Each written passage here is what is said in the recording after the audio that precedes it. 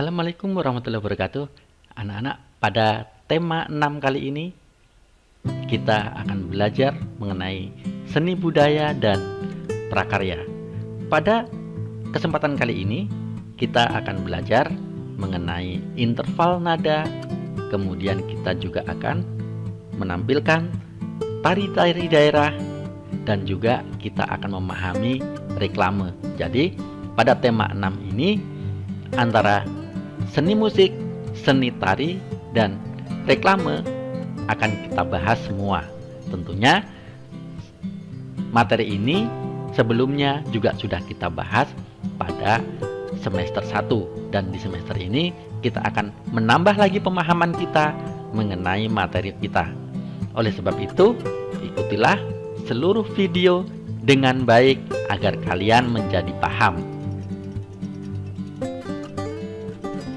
Pada pelajaran yang pertama adalah mengenai interval nada. Tentu kalian masih ingat apa itu interval nada.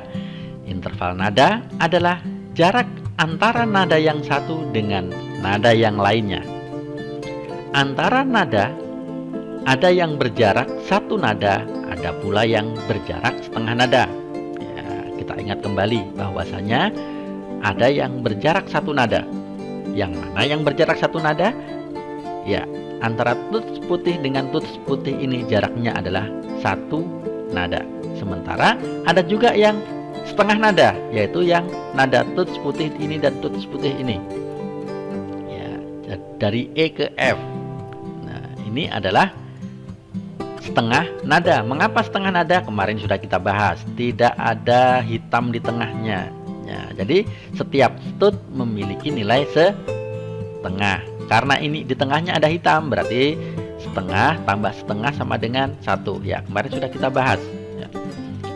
Ada 5 nada yang berjarak sama dan 2 nada yang berjarak setengah. Jadi ada 5 nada yang jaraknya sama, yaitu 1. Yang mana? Ya tentunya yang ada tuts warna hitamnya. Dan ada 2 yang jaraknya setengah. Nah, ini yang tidak ada tuts hitamnya. Ya.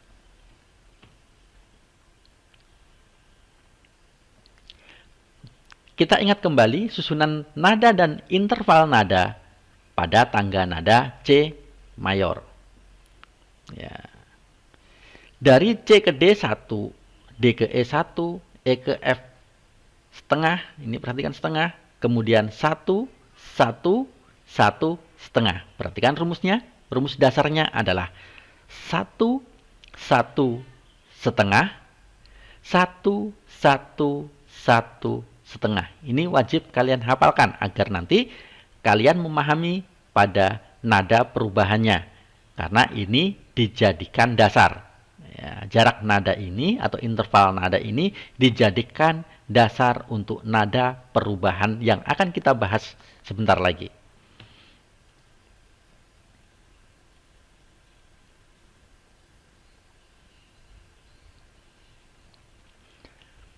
Ayo, siapkan pianikamu, berlatih memainkan pianika. Nah, ayo berlatihlah menyanyikan lagu di Timur Matahari yang ada di buku pena kalian. Nah, dengan pianika, maka kalian akan mendengarkan nada yang enak untuk didengarkan. Nah, mengapa demikian? Karena semua nada sudah berpatokan kepada aturan-aturan yang benar. Apabila kita memainkan dengan aturan yang tidak benar, maka suara yang terdengar pun tidak akan bagus tentunya.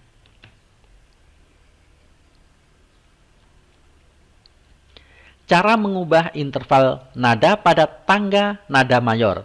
Ya, tadi sudah disebutkan. Patokan kita adalah tangga nada C mayor sebagai acuannya untuk menentukan nada yang lain.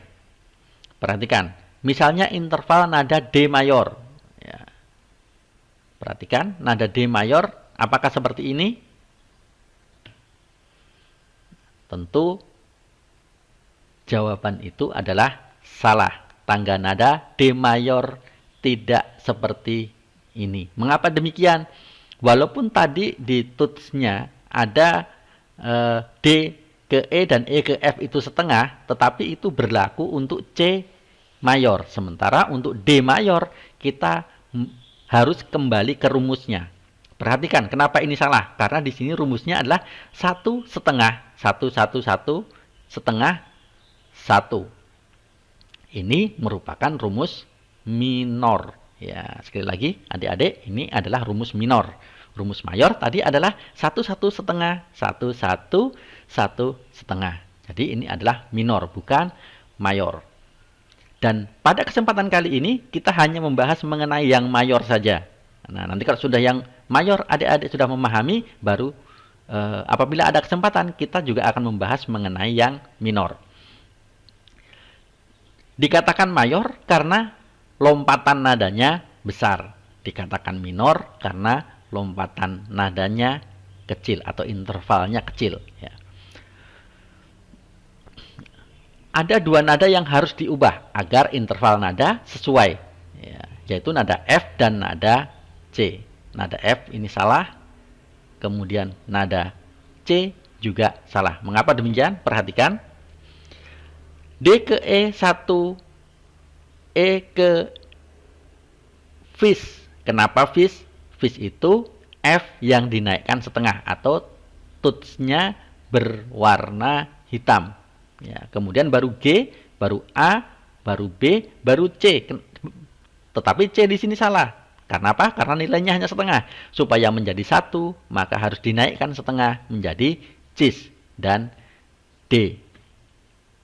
Ya, perhatikan. Di tuts berikut. Tadi sebagai contoh rumusnya adalah D mayor. Ya. D, E, fis, G, A, B, cis, dan D. Perhatikan, nada D di mana? Nada D di sini. Kemudian E1. Kemudian 1 lagi. Nah, maka tadi ketika dia hanya F, maka menjadi salah. Harus menjadi fis. Ya, di sini, di tuts hitamnya. Jadi, 1, 1. Ya, perhatikan. Dari sini 1. Kenapa 1? Karena setengah tambah setengah. Kemudian setengah tambah setengah lagi 1, baru setengah. Kemudian 1, 1, 1. Ya, perhatikan di sini loncat lagi menjadi cis, C tambah setengah menjadi cis, baru kemudian ke D. Begitu juga dengan nada-nada yang lain. Contohnya kita ambil nada F, ya. Nada F mayor, F di mana adik-adik? F di sini, ya. Kemudian menjadi G. 1, 1, kemudian setengah. Perhatikan, dari F 1, 1, setengah. Kita nadanya di sini. Di sini dituliskan sebagai bass. Ya. Kenapa bass? Ini adalah A, ini adalah B. B yang diturunkan setengah. Bass dengan ice itu sama. Bass dengan ice sama. Ini sering disebut dengan bass, sering juga disebut dengan ice. Atau A yang dinaikkan setengah, atau B yang diturunkan setengah. Ya, bisa bass, bisa ice. Ya. Kemudian C, karena jaraknya satu lagi, baru setengah. Ya, jadi jarak nada atau intervalnya demikian. Di sini sudah ada polanya. Adik-adik nanti dengan pianika coba dinyanyikan atau minimal dibunyikan do, re, mi, fa, sol, la, si, do-nya. Apabila adik-adik dengan menggunakan pola ini, maka suara yang akan dihasilkan oleh pianika adik-adik akan terdengar bagus. Tetapi apabila ada satu nada saja yang tidak sesuai dengan rumus, maka nada yang dihasilkan juga akan terdengar sangat sumbang. Ya. Begitu juga dengan yang E. Perhatikan, yang E dimulai dari E. E di mana? E itu di sini. Ya. Kemudian fis, F dinaikkan setengah. Mengapa? Karena rumus asalnya adalah 1. Setengah, kemudian 1. Kemudian gis, kembali ke 1. Karena 1, 1 setengah. Ya. Kemudian baru A. kemudian baru B karena 1, kemudian C naik setengah karena di sini rumusnya 1 kembali. Kemudian D karena rumusnya 1 kembali. Ya, kemudian baru kembali lagi ke A yaitu setengah dan seterusnya. Jadi dengan pianika adik-adik nanti bisa dicoba nada dasar ini semua. Dibunyikan, suaranya didengarkan apakah suaranya tersebut mempunyai tangga nada yang benar atau tidak. Tetapi apabila ada satu tut saja yang adik-adik salah pencet, maka suaranya tentunya tidak akan harmonis. Selanjutnya pada pembelajaran 2 adalah mengenai tari tunggal. Tari tunggal adalah tari yang dibawakan oleh satu orang penari saja, baik penari pria atau wanita. Apabila pada pelajaran sebelumnya kita sudah belajar mengenai tari berkelompok, mengenal pola lantai dan lain sebagainya, maka pada kesempatan kali ini kita akan memahami mengenai tari tunggal. Tari tunggal terbagi menjadi 3 jenis, yaitu tunggal ritual, tunggal tradisional, dan tunggal kreasi baru. Dikatakan tunggal ritual karena fungsinya untuk ritual. Tunggal tradisional adalah tunggal yang sudah ada sejak zaman dahulu, dan tunggal kreasi baru adalah tari tunggal yang diciptakan di masa sekarang. Contohnya adalah tari Kelana Topeng, merupakan contoh tari tunggal yang berasal dari Yogyakarta. Kemudian gerak tari Kandagan. Tari Kandagan berasal dari Jawa Barat. Kandagan berasal kata kandaga dalam bahasa Sunda yang berarti tempat untuk menyimpan perhiasan. Tari Kandagan adalah tari yang berisi kumpulan-kumpulan gerak yang indah dan berharga. Oleh sebab itu di buku Bupena kalian sudah ada contoh gerak dari tari berikut. Kalian boleh mencobanya. Ya. Properti yang digunakan pada tari tunggal. Setiap tari tunggal memerlukan properti untuk menunjang penampilan di atas panggung. Properti tari akan membuat penampilan tari lebih indah dan menarik. Properti yang digunakan disesuaikan dengan gerakan yang ditampilkan. Tentu adik-adik tahu itu apa properti. Ya, properti adalah perlengkapan yang dipakai oleh seorang penari. Tentunya dengan properti yang bagus akan menunjang penampilan yang bagus pula. Jenis reklame spanduk dan baliho. Spanduk merupakan reklame berisi informasi dengan kain sebagai medianya. Spanduk dicetak di atas kain persegi panjang. Spanduk dapat kita jumpai di jalan raya, walaupun sekarang sudah banyak sekali jenis-jenis spanduk yang tidak dicetak di atas kain, tetapi dicetak di bahan-bahan yang lain, contohnya plastik ataupun vinil. Nah, tetapi itu juga dapat dikategorikan sebagai spanduk. Baliho adalah jenis reklame yang mempunyai unsur untuk memberitakan informasi suatu kegiatan atau mengiklankan suatu produk kepada masyarakat. Contoh baliho seperti ini. Ya. Baliho mempunyai ukuran besar dari spanduk. Ukurannya lebih besar daripada spanduk.